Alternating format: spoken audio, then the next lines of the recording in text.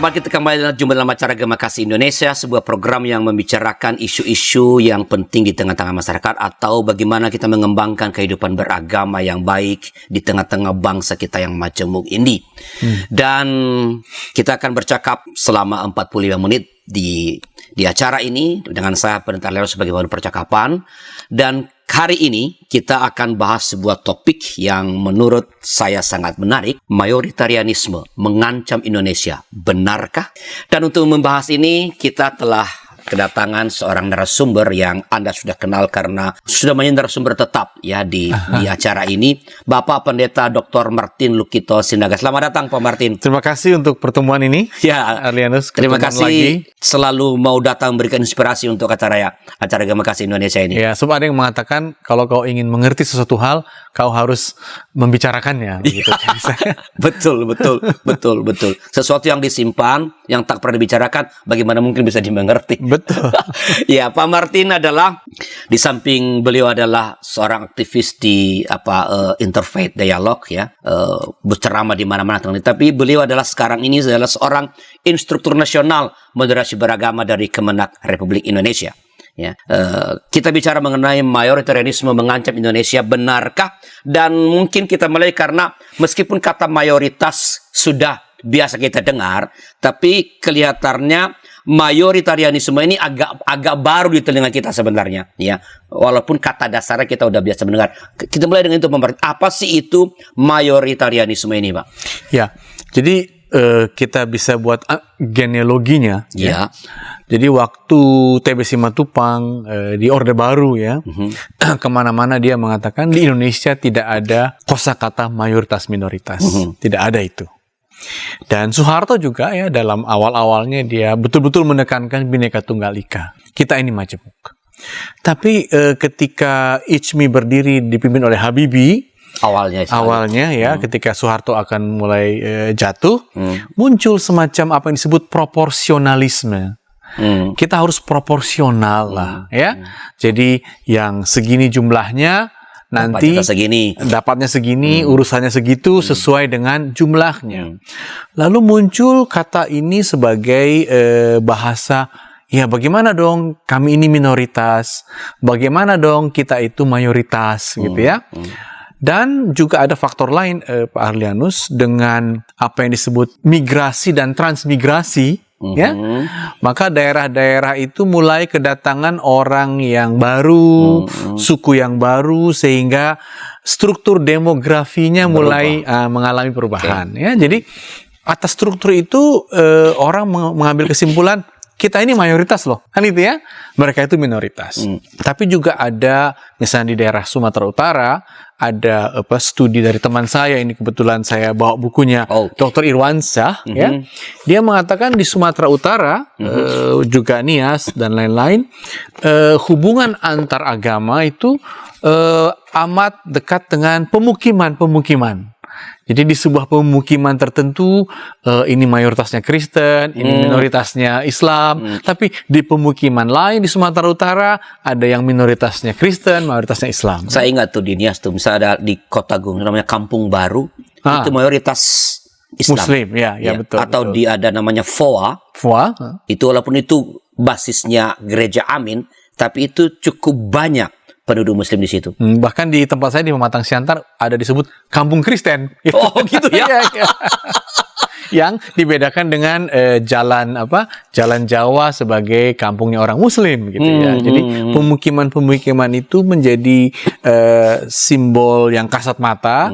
Lalu orang berkesimpulan mayoritas memang ada, minoritas memang ada, itu hal yang wajar dalam kehidupan. Tetapi di situ ketika muncul posisi mayoritas ini sudah diartikan sebagai kepentingan, dominasi, pemenuhan hak-hak yang dianggap sebagai harus diutamakan, disitulah muncul apa yang disebut mayoritarianisme. Jadi mayoritarianisme bisa disebut sebagai sikap yang didasarkan pada jumlah, tapi sikap ini menjadi sikap yang menuntut kepentingan, menuntut penentuan, sehingga kehadiran yang lain yang dikategorikan sekarang jadi minoritas harus seizin, ya, harus sesuai dengan apakah mayoritas memberi permisi untuk hadir dan untuk berkarya di situ.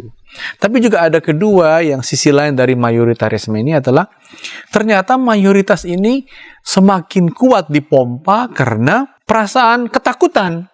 Ketakutan bahwa nanti kita yang dulu banyak dan dominan lama-lama digerogoti, digangsir oleh pendatang-pendatang, oleh mereka yang aktif walaupun sedikit, dan nanti kita bisa kehilangan pengaruh di sini. Nah, dan itu menciptakan satu suasana yang amat sentimental ya atas prinsip mayoritarianisme, dan itu diambil oleh politisi-politisi kita untuk dijadikan modal baginya untuk hitung-hitungan suara. Kapitalisasi suara ya. Kapitalisasi suara, apalagi di era otonomi daerah. Jadilah mayoritarianisme ini menjadi satu cara memaksimalkan kepentingan diri, tapi berakibat pada bahkan diskriminasi.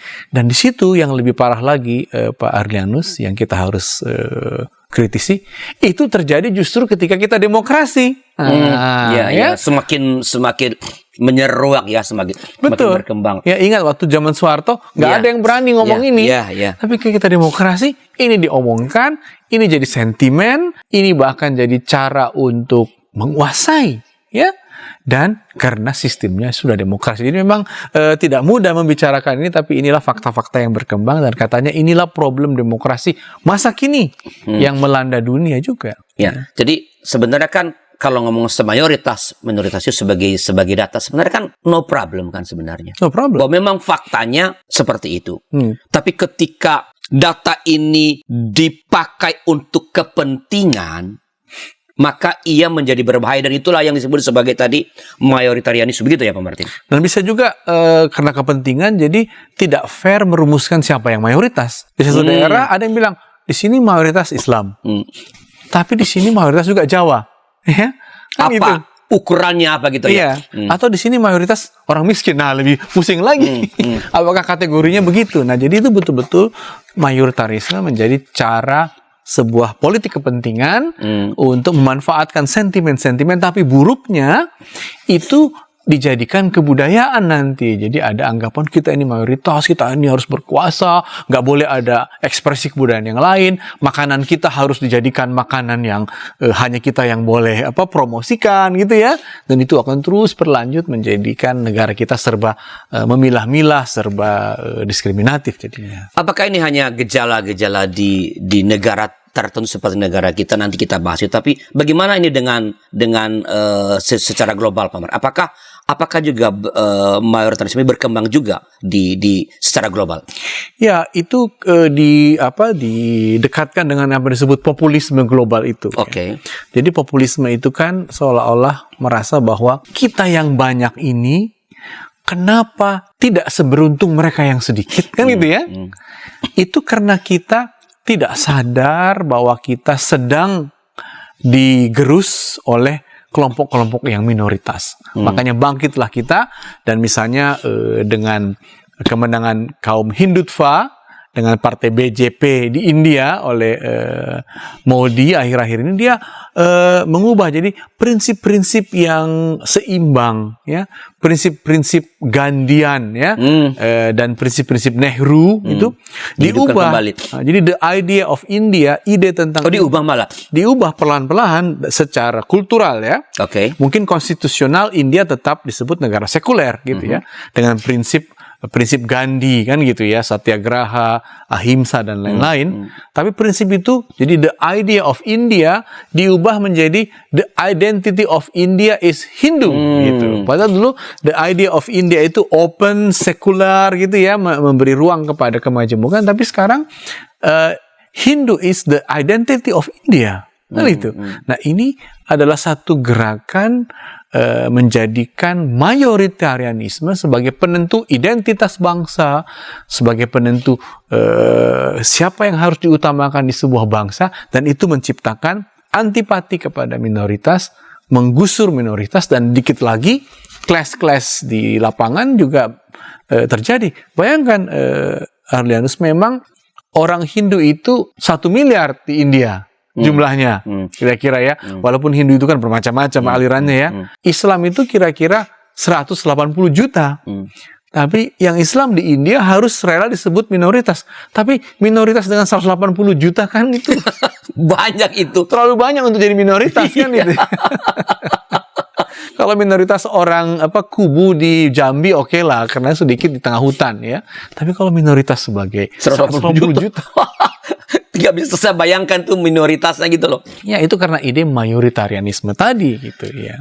Apakah ini di global misalnya mempengaruhi juga entah penerimaan, entah penolakan terhadap datangnya imigran-imigran dari negara-negara sebutlah dari Timur Tengah yang sekarang memang sangat tinggi ya, masuk ke Eropa misalnya, Pak? Ya, Eropa juga mengalami itu ya. Jadi apa yang disebut masyarakat multikultur Jerman tiba-tiba sekarang sedang digeser dengan partai baru namanya AfD, Alternative für Deutschland. Disebut alternatif, tapi sebenarnya sebuah partai yang menyimpan prinsip white supremacy, keutamaan orang putih, dan itu reaksi terhadap pengungsi yang jutaan masuk kan gitu ya. Jadi mereka seperti kita ini akan digerogoti ya, padahal Jerman 80-an juta, kedatangan 1 juta kan sebenarnya nggak mengganggu, tapi itu diciptakan seolah-olah sedang diancam. Dan itu juga sama dengan Donald Trump. Bahkan Donald Trump berhasil ya membayangkan bahwa Obama yang hitam ini gitu ya sedang membuat kita lemah kan gitu ya, dengan Obamacare ya, dan membuat orang-orang yang malas-malasan dapat kesehatan kan. Di Amerika itu kalau kamu bayar kamu baru dapat asuransi kesehatan. Akhirnya itu mau dirusak oleh Trump dengan mengatakan Making American Great Again. Padahal maksudnya kita besar kembali, kita hebat kembali sebagai orang putih yang dominan. Dan itu dengan cara menciptakan ketakutan, dengan cara menciptakan musuh-musuh imajinatif, ya, kelompok-kelompok yang sedang menggerogoti itu. Dan itu berakibat kehilangan apa yang disebut urusan bersama, the commons, ya, hilang. Yang ada adalah mari kita dahulukan apa yang mayoritas, itu pun mayoritas secara politis ya didefinisikan, dan itu hanya berarti kekuasaan dan posisi-posisi teratas saja untuk sebagian orang. Jadi mayoritarisme ini sebenarnya tidak ada hubungan dengan tingkat kesejahteraan dan tingkat pendidikan ya, Pak Martin? Tidak, tapi ada yang mengatakan ya, misalnya Jonathan Haidt mengatakan ya, Pak Ardianus, dalam studinya tentang mengapa orang bisa ikut dalam gagasan mayoritarianisme, karena orang itu merasa baik kalau kita membela, baik kalau kita loyal kepada kelompok kita, sehingga sentimen loyalitas, sentimen merasa kita sedang terancam, ini menciptakan satu gagasan moral ya, bahwa itu baik, itu benar. Tak terlepas dari dia udah sekolahnya S3, S2, dia akan tetap hidup dalam sentimen itu. Sehingga orang-orang terdidik bahkan sering menjadi demagog-demagog, anti orang asing, anti pendatang, gitu kan ya. Kita mayoritas itu orang-orang terdidik karena dia merasa ini benar dan baik, membela dan loyal pada kelompok kami yang dulu besar, sekarang sepertinya terancam, begitulah kira-kira. Oke, bagaimana perkembangan di Indonesia setelah beberapa informasi berikut ini?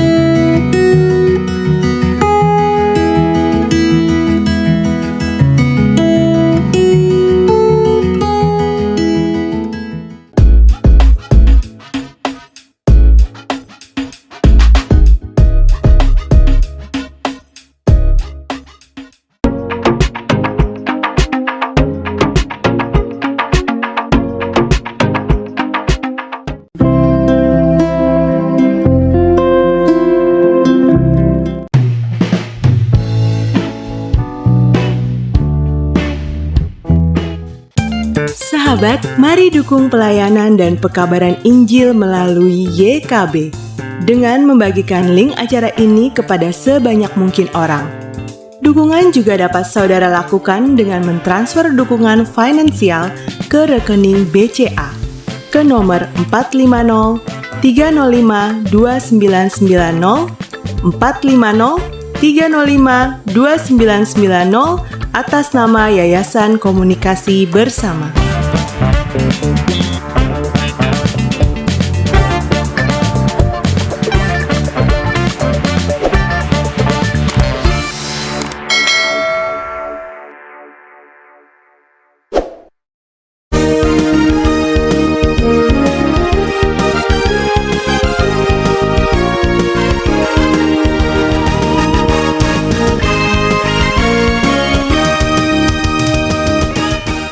Masih dalam acara Agama Kasih Indonesia dengan saya Aryan Selalu. Sebagaimana percakapan kita sedang berbincang tentang mayoritarianisme mengancam Indonesia. Benarkah? Bersama dengan Bapak Pendeta Dr. Martin Lukito Sinaga. Tadi kita udah ada mendapat penjelasan bahwa ini muncul sebenarnya karena entah perasaan takut, ya, perasaan kelompok takut, yang besar, kelompok yang besar. Jadi memang agak aneh ya Pak Martin ya. Kelompok besar kok takut gitu loh, ya. Kayak di tadi India, Amerika, Eropa. Jadi itu mungkin suatu waktu kita mesti bicara secara psikologis, mengapa ya orang yang mayoritas yang punya kekuatan kok malah yang merasa takut, ya.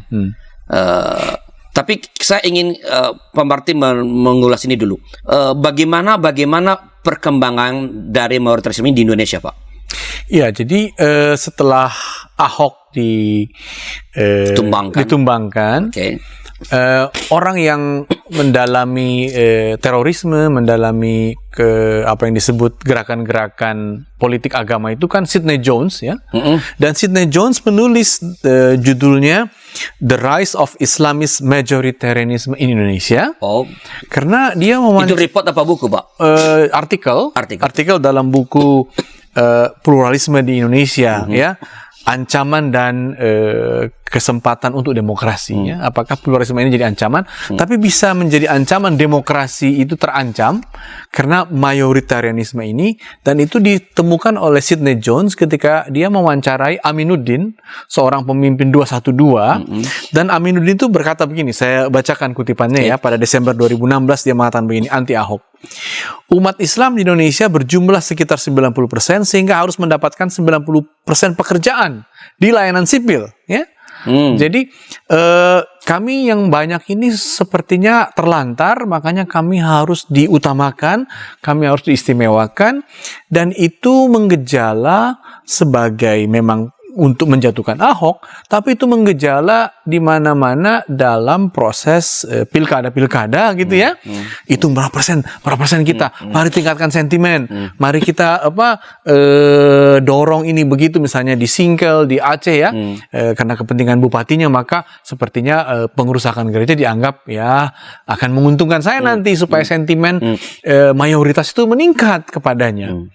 Kita lupa politik itu kan soal kamu melayani publik secara transparan, secara baik nggak? Ini nggak, yang penting aku adalah mewakili sentimen orang banyak, dan itu muncul di mana-mana, bahkan mungkin ketika pemilihan Jokowi juga dulu setengah mati ya.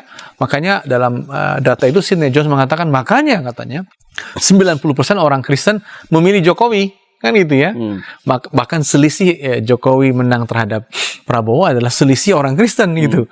Yang betul-betul takut jangan sampai mayoritarianisme ini menciptakan satu keadaan masyarakat yang terbelah-belah dan orang Kristen menjadi warga negara kelas 2 gitu. Jadi ini memang ancaman di Indonesia yang bisa membuat demokrasi itu diragukan gitu ya.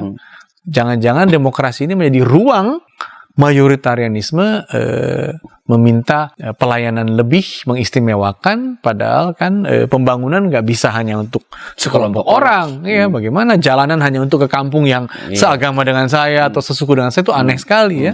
Dan itu memang tantangan di Indonesia yang berkembang. Ya. Nah, kan tadi Pak Basya memang bahwa mayoritarianisme sebenarnya ini tidak kompatibel dengan demokrasi, ya, bahkan bisa menjadi semacam ancaman bagi demokrasi. Ya, betul. Oke. Apakah demokrasi sudah punya, sebutlah, respons terhadap ini atau jalan keluar terhadap ini? Ya, jadi ada yang mengatakan secara basis demokrasi itu memang pemenang pemilu yang memerintah, ya kan gitu. Pemenang pemilu berarti dia setengah N tambah 1, kan gitu ya. Sedikit mayoritas kan itu dalam hal kotak suara. Tapi orang lupa bahwa majority rules, minority rights gitu. Jadi mayoritas memang memerintah, partai yang paling besar, suara yang paling banyak memerintah. Agar berlangsung pemerintahan sebenarnya tentunya kan begitu ya, dan minoritas tetap dijaga hak-haknya, hak-hak mendasarnya, hak beribadah, hak mendapat pelayanan publik dan lain-lain.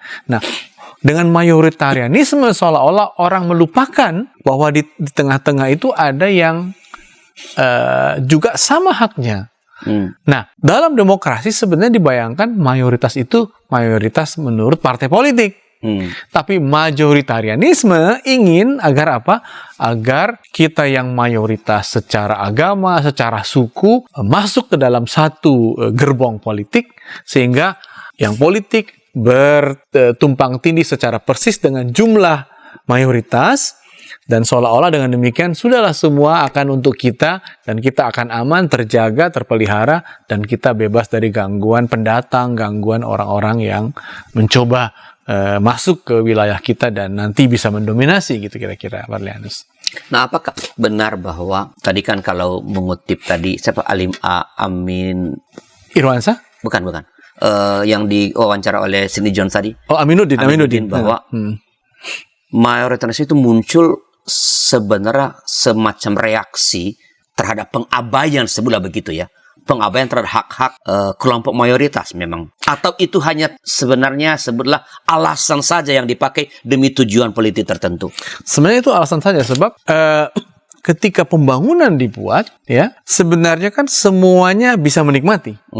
Jadi yang harus diuji kepada penguasa politik bukanlah apakah dia memperhatikan mayoritas, tapi apakah pembangunan yang dikerjakannya itu sesuai dengan kesepakatan, sesuai dengan tujuan-tujuan pembangunan itu gitu ya, sesuai dengan prinsip-prinsip apa yang disebut semua setara dalam menikmati katakanlah peluang untuk bekerja, menikmati kesempatan bantuan tunai, dan itu kan dikategorikan dibantu menurut kebutuhan, menurut katakanlah bantuan tunai untuk kita waktu saat-saat kita mengalami COVID kan kepada yang betul-betul keluarga sangat miskin ya. Entah apapun suku agamanya kan. Iya.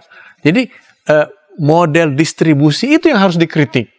Bukan model bahwa kamu tidak memperhatikan mayoritas, bukan. Jadi ini memang sebuah sentimen yang dikembangkan untuk memenangkan, mengistimewakan kelompok tertentu yang sebenarnya nanti akhirnya minoritas dari mayoritas juga yang menikmati kan begitu ya. Sekelompok orang juga pada akhirnya. Iya, betul. Ya. Menjawab tembak kita ya Pak, mayoritas mengancam Indonesia, benarkah? Menurut Pak Martin sudah mengancamkah mayoritas di Indonesia? Sudah mengancam dalam arti sudah berhasil mereka menggeser seorang pemimpin di daerah ini, Ahok, yang sebenarnya mengupayakan sebuah transparansi. Istilahnya kan bagus sekali. Saya mau mengadministrasikan keadilan, ya. Dan keadilan itu istilah kan dia itu ya keren banget. Iya, istilah itu kan mau mengatakan saya tidak partisan, gitu ya. Nah, mengancam apa yang disebut prinsip-prinsip demokrasi yang sungguh-sungguh hendak menghargai semua orang setara tanpa kategori-kategori yang bersifat membeda-bedakan mayoritas minoritas gitu. Jadi sudah mulai kalau itu berhasil, dan itu juga hendak dibuat untuk mengalahkan Jokowi kan begitu ya. Jadi memang dia sudah mulai mengancam demokrasi kita, sehingga orang kadang-kadang sering berpikir demokrasi ini hanya membuat orang jadi kaya sebagian, membuat kita berantem tiap 5 tahun kan gitu ya, membuat kita ribut, membuat kita sentimental, membuat kita pakai kategori ada kadrun, ada kampret gitu, sehingga kita merasa wah jangan-jangan demokrasi ini mengancam Indonesia kan itu.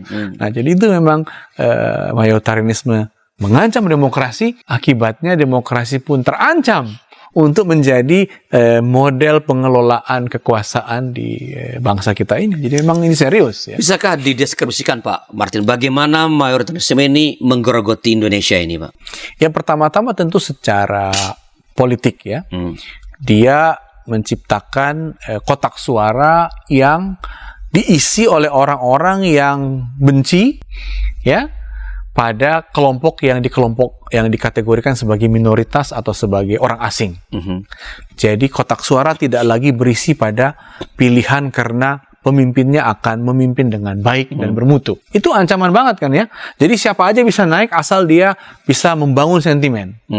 Kedua, mayoritarianisme ini mengancam cara hidup kita yang dulu bergotong royong, yang dulu bisa menerima orang asing, yang dulu bahkan telah menciptakan jutaan orang pindah di seluruh Nusantara secara bebas, yang disebut transmigrasi. Itu akan mengancam kultur kemajemukan di daerah-daerah, dan kampung-kampung kita nanti akan dipagar-pagari, tapi dipagari dalam arti apa? Di sini mayoritas, di sana minoritas, ya. Jangan lewat sini kan gitu ya. Dan itu akan menciptakan konflik-konflik antar kampung. Gitu. Dan itu akan betul-betul menggoncang baik kultur di bawah, baik politik di atas. Dan itu menurut saya akan menggerogoti keindonesiaan kita. Betul. Mengapa sih Pak Martin, menurut Pak Martin nih ya, masyarakat kita nih gampang, karena kita ngomong soal mayoritarianisme, gampang terpengaruh oleh sentimen-sentimen yang dibangun itu. Mengapa gampang kepentingan kelompok ini dalam mayoritarisme ini gampang mempengaruhi masyarakat kita tanpa berpikir bahwa sebenarnya kalau ini yang dilakukan kita bisa hancur sama-sama. Nah, itu ada juga pertanyaan itu di dalam konferensi di Australia ya, tentang bukunya, jadi contentious belonging. Jadi rasa belongingness, rasa memiliki Indonesia yang contentious, yang seperti dalam gugatan gitu ya. Kenapa? Karena Muhtadi dan Meissner itu mengambil kesimpulan yang belum tahu jawabnya untuk menjawab itu ya.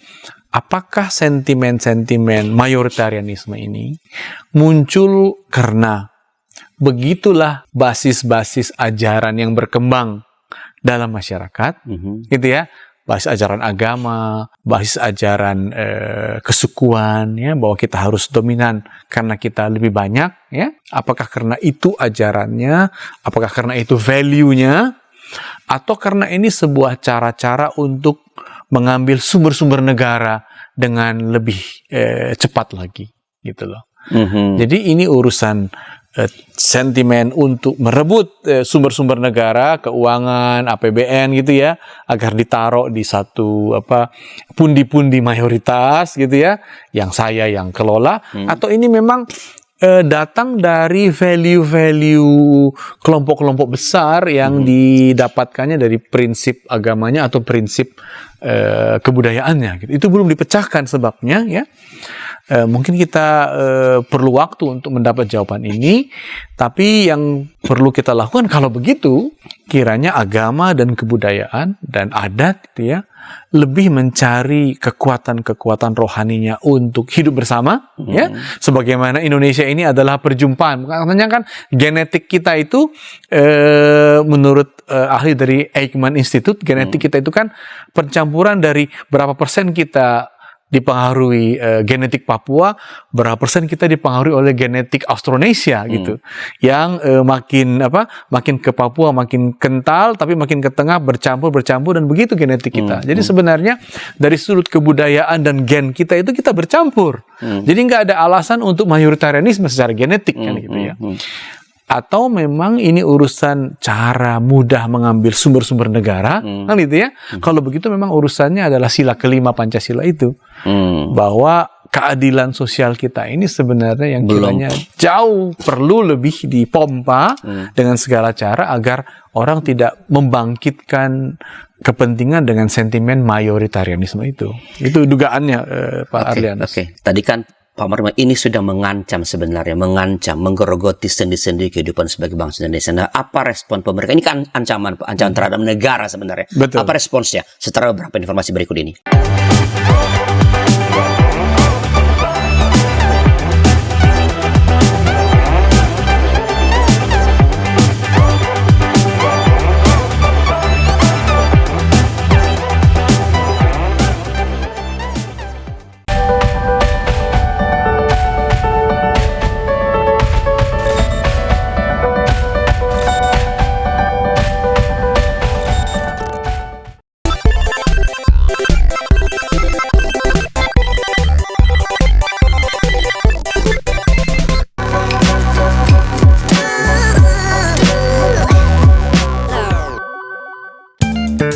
sahabat, mari dukung pelayanan dan pekabaran Injil melalui YKB dengan membagikan link acara ini kepada sebanyak mungkin orang.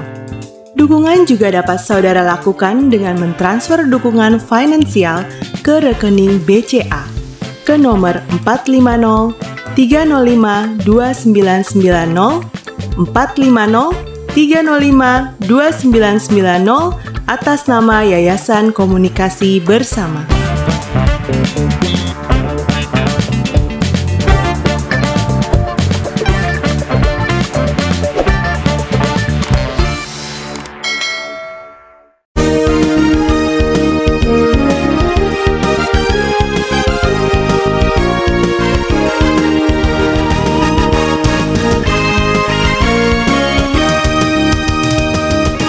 Masih dalam acara Gema Kasih Indonesia dengan saya, Aryan Sudarosa, kita berbincang tentang mayoritarianisme mengancam Indonesia. Benarkah? Dengan narasumber kita, Bapak Pendeta Dr. Martin Lukito Sinaga. Pak Martin, ini segmen terakhir ya Pak. Ya. Dan para sahabat juga ini segmen terakhir, tapi Anda masih bisa menuliskan komentar, pertanyaan Anda di kolom yang tersedia, dan Pak Pendeta Martin tentu dengan senang hati akan merespons pada waktunya. Ya.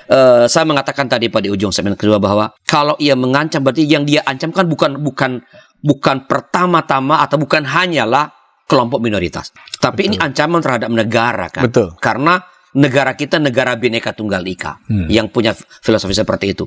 Nah, apa respons pemerintah kita terhadap berkembangnya sebutlah jiwa mayoritarianisme ini, Pak? Jadi yang pertama memang demokrasi ini mesti selalu diperbaharui. Kalau demokrasi selama ini terlalu bersifat demokrasi prosedural, asal udah dapat yang banyak, duduklah dia jadi presiden, duduklah dia jadi gubernur, itu jangan hanya prosedural. Mesti substansial. Artinya apa?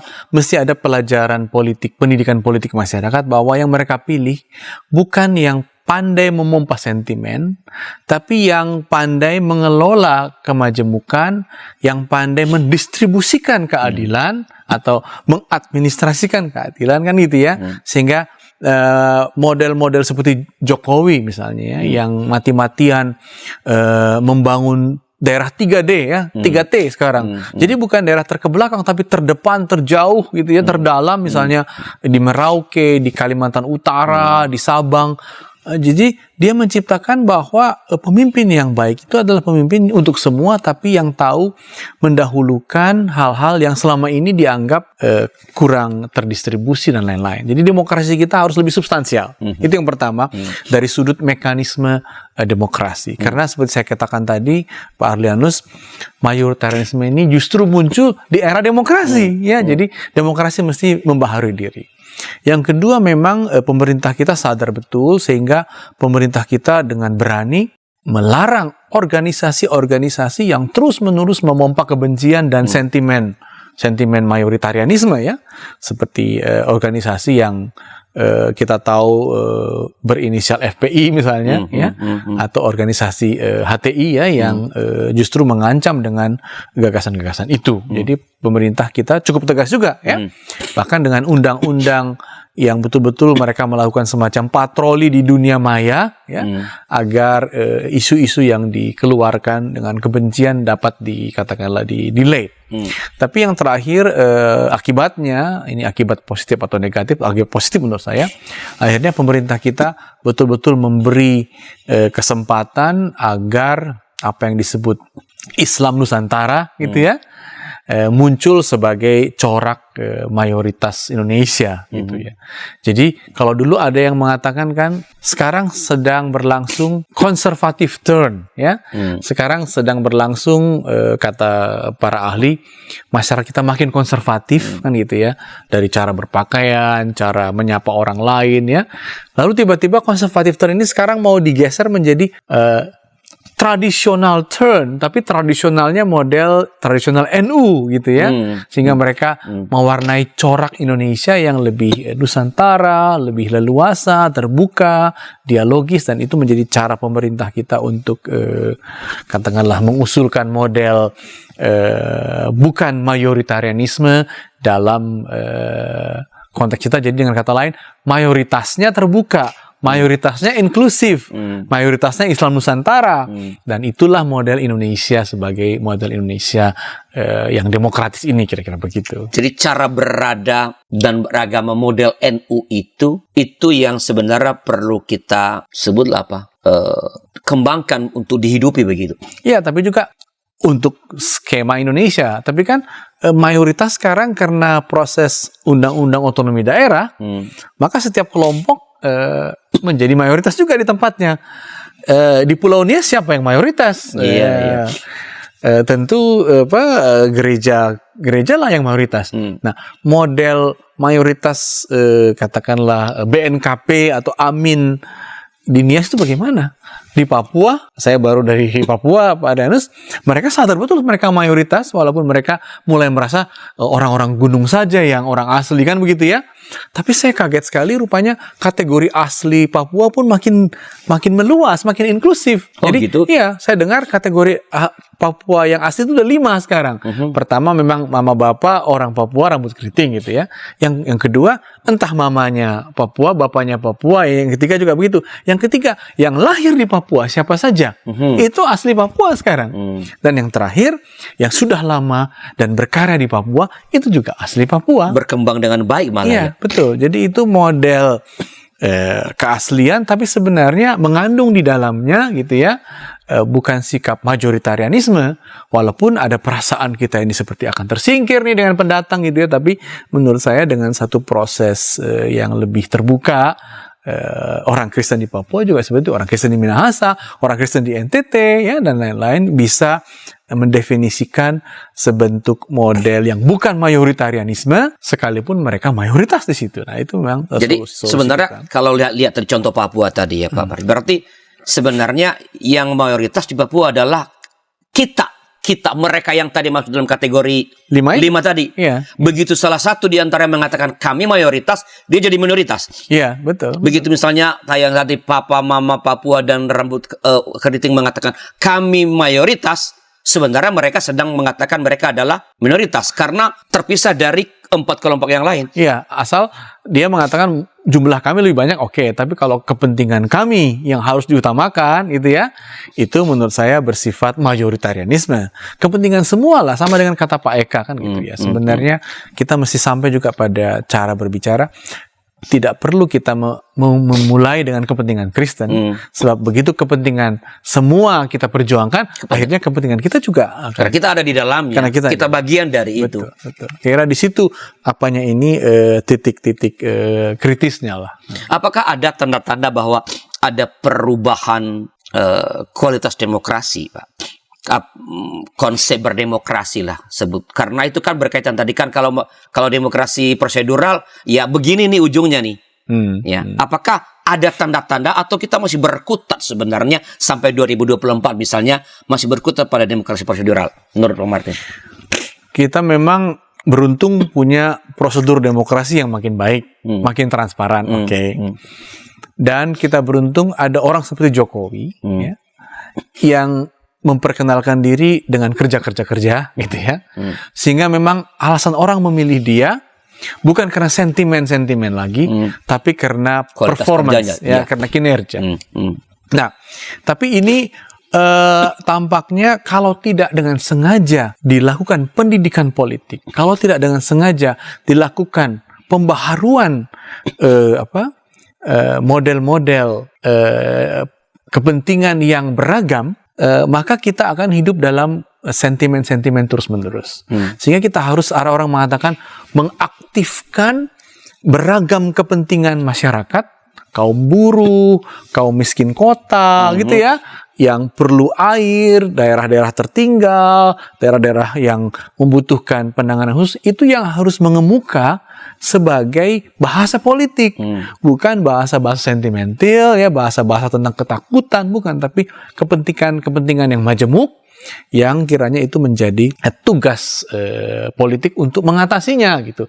Bukan hanya mau mengatasi sentimen dan semacam rasa bangga kami ini besar, enggak, tapi kami ini mampu mengatasi masalah-masalah. Itu menurut saya ke depannya kalau demokrasi kita mau hidup gitu. Saya ingin agak lebih mengecil Pak Marin. Ya. Bagaimana respons gereja-gereja di Indonesia terhadap sebutlah mayoritarianisme ini Pak selama ini? Bagaimana secara nyata mereka gereja merespons? Dan apakah respons itu sudah bertanggung jawab atau sebenarnya ini respons yang kurang tepat juga? Ya, masih ada respons yang seperti meniru gitu.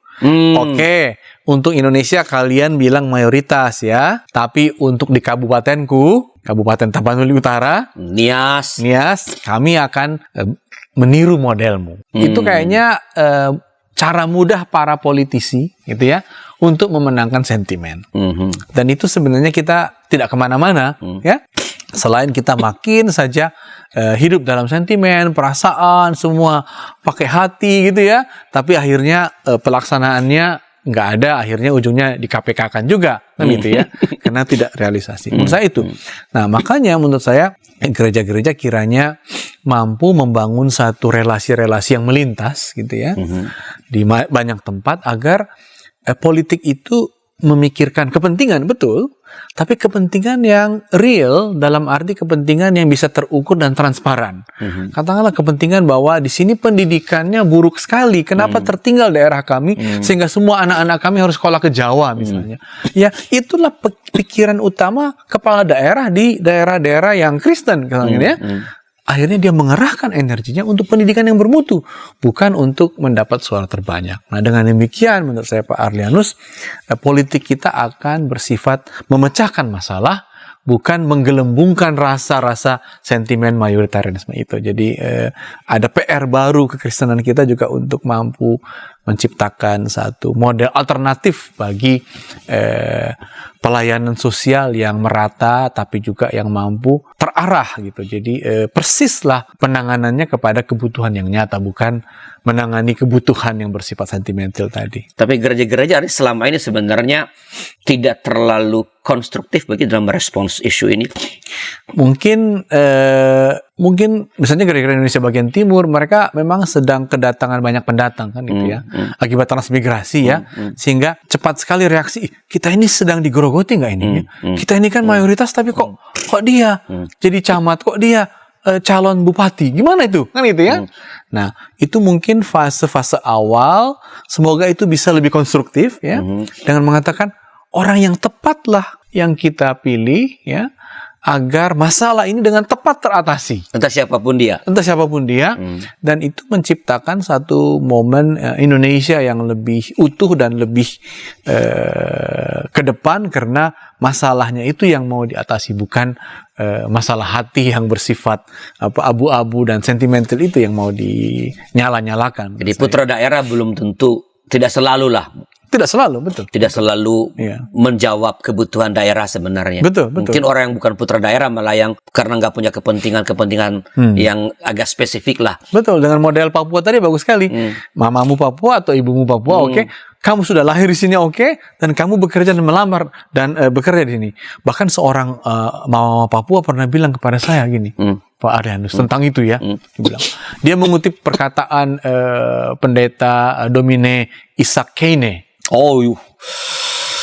Orang pendata penginjil yang namanya bilang, bagi siapapun, kata ini kepada saya, yang bekerja dengan sungguh-sungguh di Papua, dia akan hidup dari satu tanda heran ke tanda heran yang lain, katanya. Wah, ini spirit mereka yang sebenarnya terbuka, tapi mereka mungkin sedang on the way ya.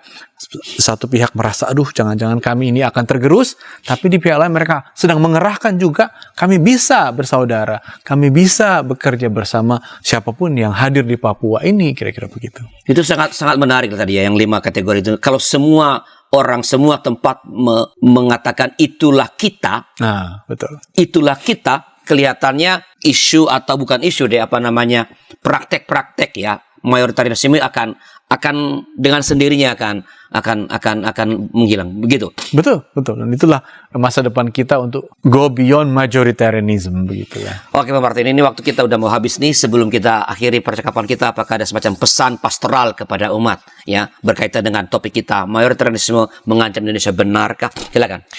Ya, dengan kenyataan demografi memang betul ada kelompok yang besar, ada kelompok yang kecil, ada mayoritas, ada minoritas. Namun ketika ini diterjemahkan menjadi kepentingan, ketika yang mayoritas mengklaim kamilah yang paling diutamakan, itu disebut mayoritarianisme, dan itu tidak sesuai dengan prinsip demokrasi kita, tidak sesuai dengan tatanan Pancasila kita, yang sebenarnya tugas politik, tugas masyarakat, tugas kita melayani semua tanpa membeda-bedakan. Dan ke arah itulah perjuangan dan model kerja kekristenan gereja kita di negeri ini. Terima kasih Pak Martin atas berbagi masukan dan inspirasi bagi kita. Dan para sahabat, itulah percakapan kami dengan Pak Pendeta Martin Sinaga. Berharap ini menolong kita untuk menjadi orang Kristen yang memikirkan kepentingan bersama, bukan hanya kepentingan kelompok kita sendiri. Karena mengutip kembali Pak Eka, kalau semua sejahtera, maka pasti kita juga akan sejahtera. Kita adalah bagian dari Negara Kesatuan Republik Indonesia. Bila ada masukan, kirim ke kami ke nomor 0812 8188 9191. Sampai jumpa, Tuhan memberkati.